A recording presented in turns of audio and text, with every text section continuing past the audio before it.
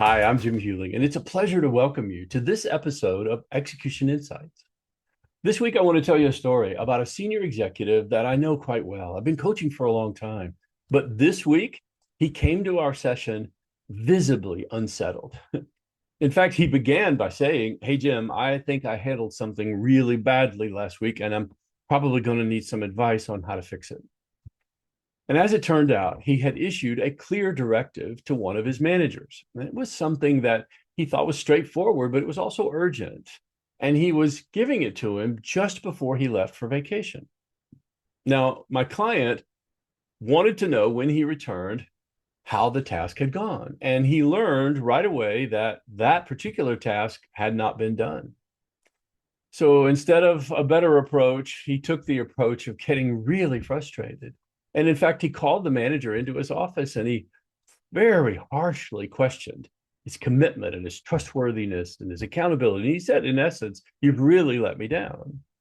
And all this time, the manager just sat there quietly listening. But when the executive finally paused, the manager gave an unexpected explanation. He said, "I didn't follow the directive because as I began to execute it, I realized it would cause a serious ripple effect. In fact, it would have forced the other departments to redo 2 months of work.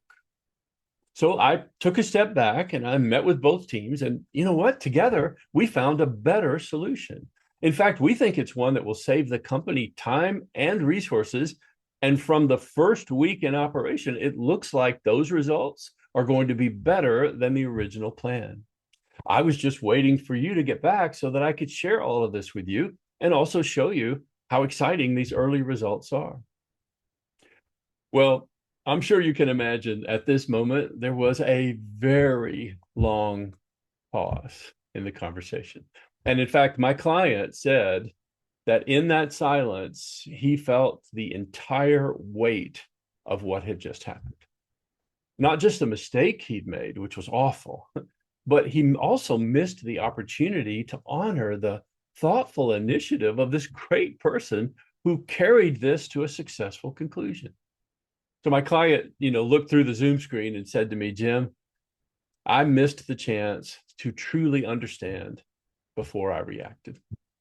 And that phrase became the starting point for all the coaching we did that day. In fact, we spent a couple of hours exploring how quickly pressure can close a leader's field of vision and how empathy is not a soft response. Empathy is the discipline of understanding before judging. And my client later summed this up by saying, in a single rule, never react before you understand. In fact, here's a great part of the story. He even had those words engraved on a small desk plate that faces him, not the other person, so that all day long he's reminded to remember what he learned on this day. Now, when he told me that story, it really struck me, how easily that moment can happen to any of us. It's happened to me. I'll bet it's happened to you. Times when pressure rises, time seems to shrink, and we react before we really understand. It's a human thing to do. But I want to tell you, it's also a fork in the road where leadership either narrows or expands. Because empathy, and what I mean is understanding something from the perspective of the other person, is not about being soft. It's about seeing the whole picture before you make the next move. And when you have that lens, I think there are three truths that keep showing up in my coaching that I want to share in this podcast today. The first one is that empathy widens the field of vision. Now, pressure is the opposite. Pressure narrows focus. But when we zoom in on what's late or wrong or has a mistake, our empathy can widen the frame so that we also see the pressures and the trade-offs and the intentions of the people who work for us. It's a context that changes how you lead. Now, don't get me wrong, it doesn't excuse poor performance, but it explains it. And with a wider view, your performance can improve, and so can your people. You can hold a high bar and a high relationship at the same time. The second thing I've learned is that empathy protects the person from the problem. You know, when you have empathy, you address the miss without crushing the motivation. You can keep your standards very high. You can keep your trust intact because leaders who do this don't lose authority. They gain credibility.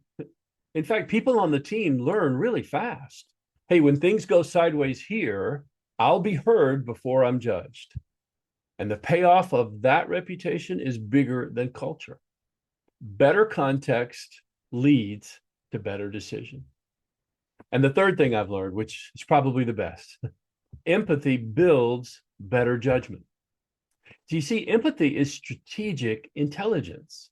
And when you pause to understand, you surface hidden risks. You see blind spots you might have missed. You hear unspoken truths. And what you really hear is meaning, not just words. That's why the message, never react before you understand, now sits on his desk plate facing him so that the reminder meets him before he makes his next move.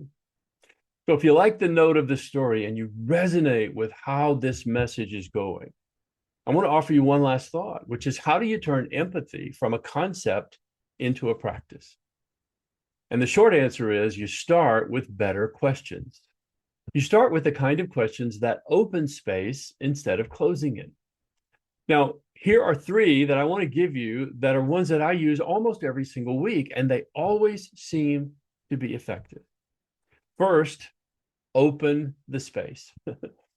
Say something like, hey, before we jump in to what's on your plate, tell me what's going on that I might not be seeing. Help me see our team through your eyes. Now, this question signals to the person on your team that you really do care.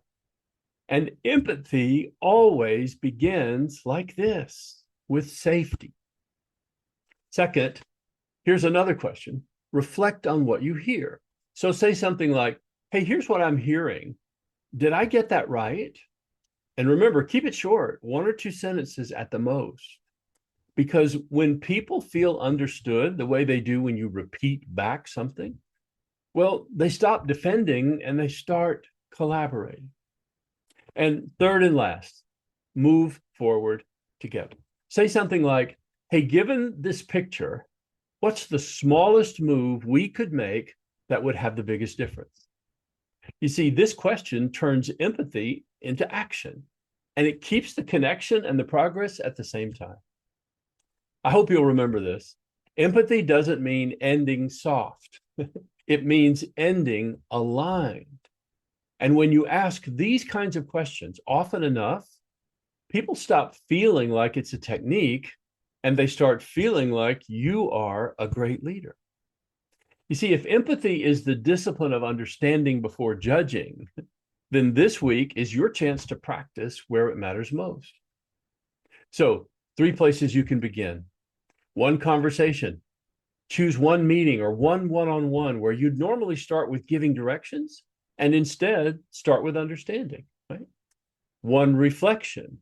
At the end of each day, take a minute to note where you reacted instead of understanding and where you can get better tomorrow. When you do that, you'll start to see patterns and you'll start to make progress. And last of all, 1 reminder. Write the words, never react before you understand, and put them somewhere where you'll see them often, on a note card or on a lock screen on your phone, or maybe even on a small desk plate like my client did. Each of these moments becomes a small act of leadership maturity, and it's a pause that transforms reactions into wisdom. So my hope for you and for myself and for everybody involved in leadership is that before this week is over, you'll face a moment when pressure rises and frustration tries to take control. And in that moment, remember this: the people around you don't need perfection, but they do need perspective, especially from you. They need a leader who listens first and reacts second, and especially one who seeks to understand what's really happening beneath the surface. As a final message I offer to you, empathy is not softness. Empathy is strength. And the kinds of results we've talked about today, well, those are the fruits of empathy at work. I hope you've enjoyed this podcast today, and I'll see you in the next episode. I'm Jim Huling, and this is Execution Insight.